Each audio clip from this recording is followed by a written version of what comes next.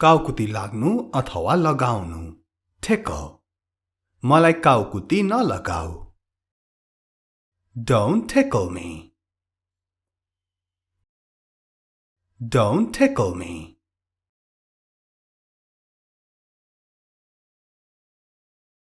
त्यहाँ नछौ न काउकुती लाग्छ Don't touch there it tickles Don't touch there it tickles आजको भिडियोमा यसरी नै हामी सारै महत्त्वपूर्ण अंग्रेजीका वाक्यहरूको अभ्यास गर्नेछौं नेपाली शब्द र अर्थ सहित You are watching Hamro English Guru YouTube channel your place to learn English अगाडि बढौं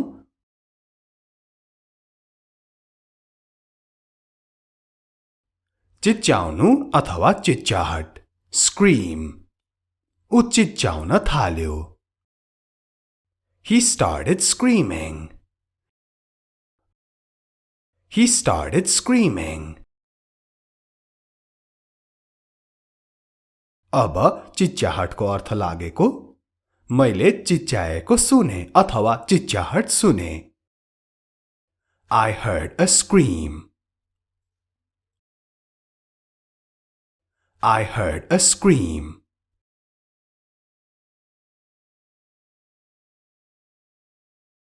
उक्साउनु incite उसलाई उक्साउन बन्द गर Stop inciting him Stop inciting him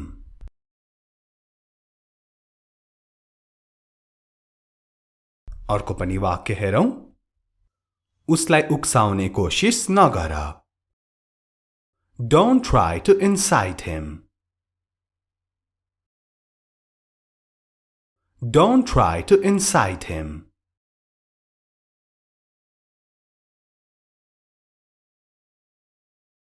उसले जनतालाई उक्साउन खोजिरहेको छ He is trying to incite the people He is trying to incite the people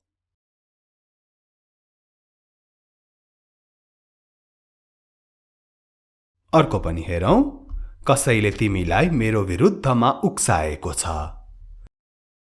Somebody has incited you against me Somebody has incited you against me Against भनेको विरुद्ध Somebody has incited you against me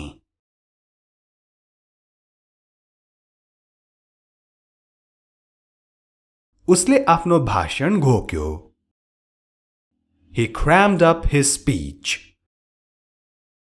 He crammed up his speech C-R-A-M cram घोक्नु अथवा खाँदेर राख्नु He crammed up his speech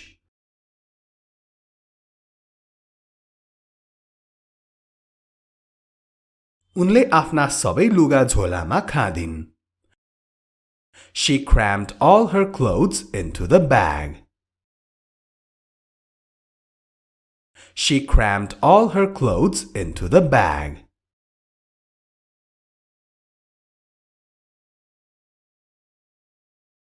अब यो अर्को हेरौं suspect शंका गर्नु उ चोर हो भन्ने मलाई शंका छ अथवा उ चोर हो जस्तो लाग्छ मलाई I suspect he is a thief. I suspect he is a thief.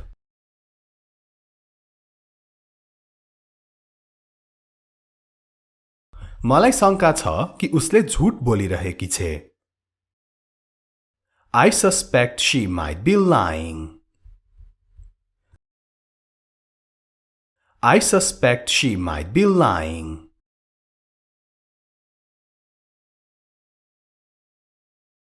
तिमीले मलाई शंका गर्नु पर्दैन You don't have to suspect me. You don't have to suspect me.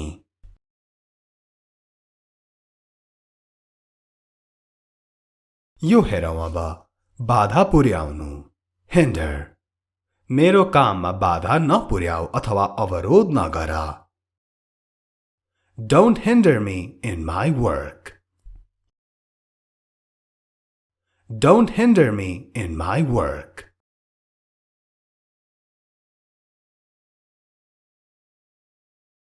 अर्को पनि वाक्य हिन्डर को मलाई अवरोध गर्ने कुनै कारण छैन.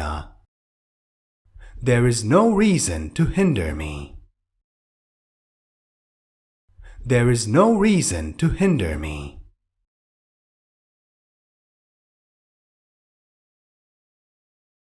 अब यो आँसु, tear. These are tears of joy.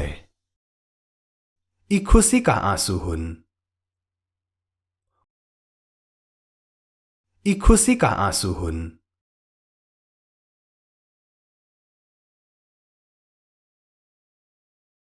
उसको गालाबाट आँसु खस्यो. A tear rolled down his cheek. A tear rolled down his cheek.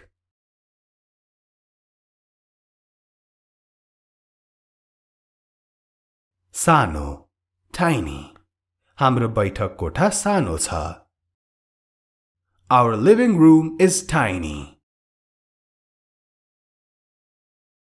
Our living room is tiny.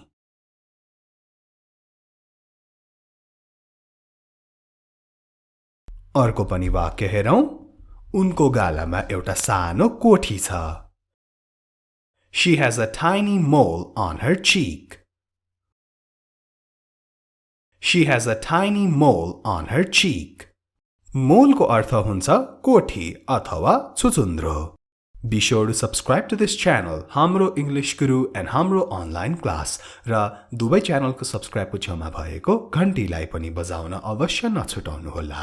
यस्तै सारै महत्त्वपूर्ण भिडियोहरू कहिले पनि नछुटाउनका लागि.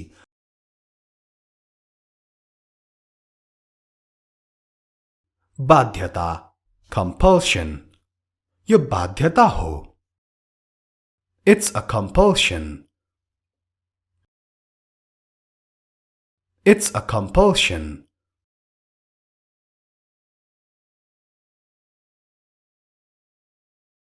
यो तिम्रो लागि बाध्यता होइन. This is not a compulsion for you. This is not a compulsion for you. तिम्रो लागि बाध्यकारी छैन भन्न खोजेको हो. This is not a compulsion for you.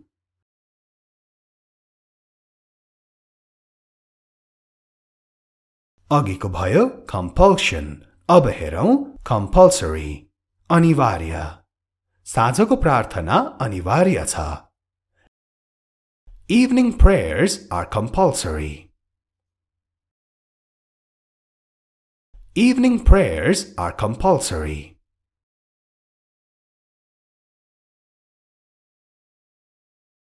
यो सबैको लागि अनिवार्य छ. It is compulsory for all. It is compulsory for all.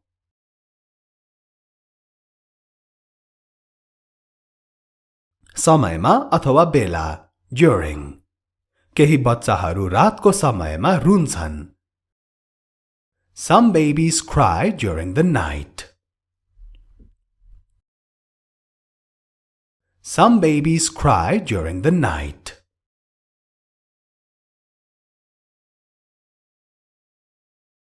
अब यो अर्को. I fell asleep during class. कक्षा चलिरहेको बेला म निदाएँ. कक्षा चलिरहेको बेला म निदाएँ. Fall asleep भनेको निदाउनु. कक्षा चलिरहेको बेला म निदाएँ.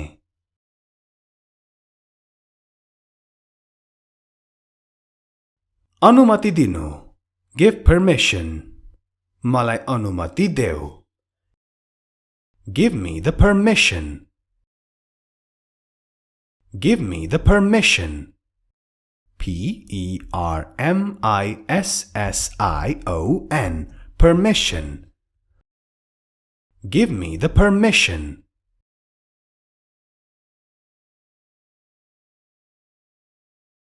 अब हामी अर्को पनि वाक्य हेरौं give permission को यो हेरौं मलाई विदेश जाने अनुमति दिनुहोस् Give me the permission to go abroad Give me the permission to go abroad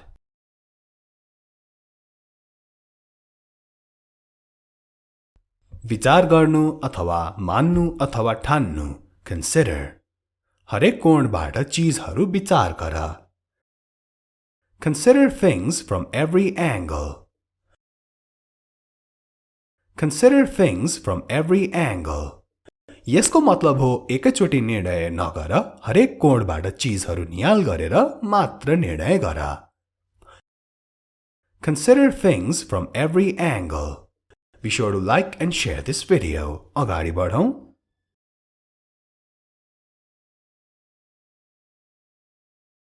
म यसलाई मेरो कर्तव्य मान्छु I consider it my duty. I consider it my duty.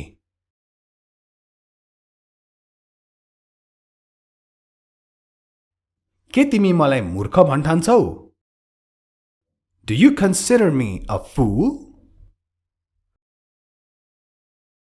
Do you consider me a fool?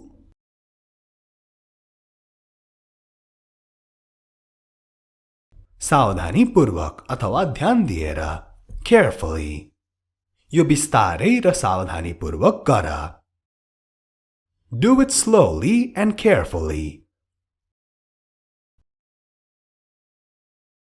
Do it slowly and carefully.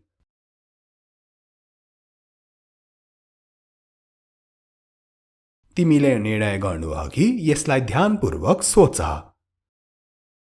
Think it over carefully before you decide. Think it over carefully before you decide.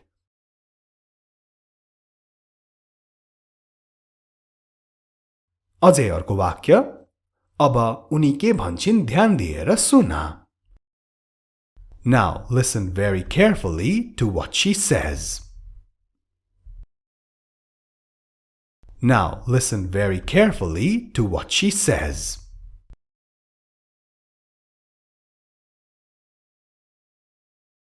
यो चिया धेरै तातो छ त्यसैले यसलाई सावधानीपूर्वक पिऊ This tea is very hot, so sip it carefully.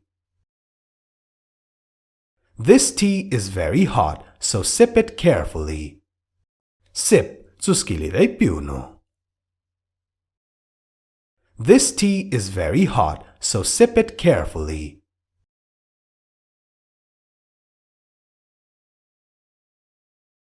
मैले उनको कथा ध्यान दिएर सुने. I listened carefully to her story. I listened carefully to her story.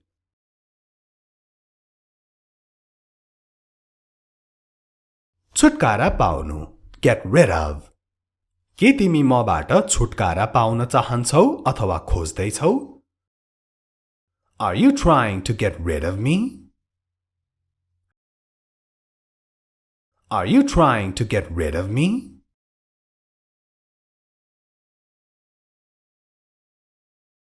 उनीहरू मबाट छुटकारा पाउन खोजिरहेका थिए. They were trying to get rid of me. They were trying to get rid of me.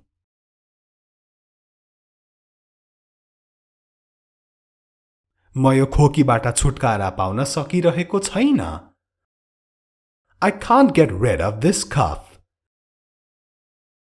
I can't get rid of this cough. धेरै नै खोकी लागिरहेको बेलामा यसरी भनिन्छ. I can't get rid of this cough.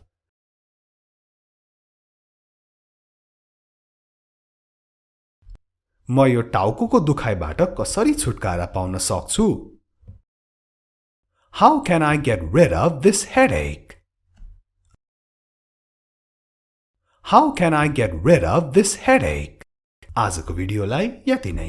This much for the video. Be sure to like, comment, share and subscribe.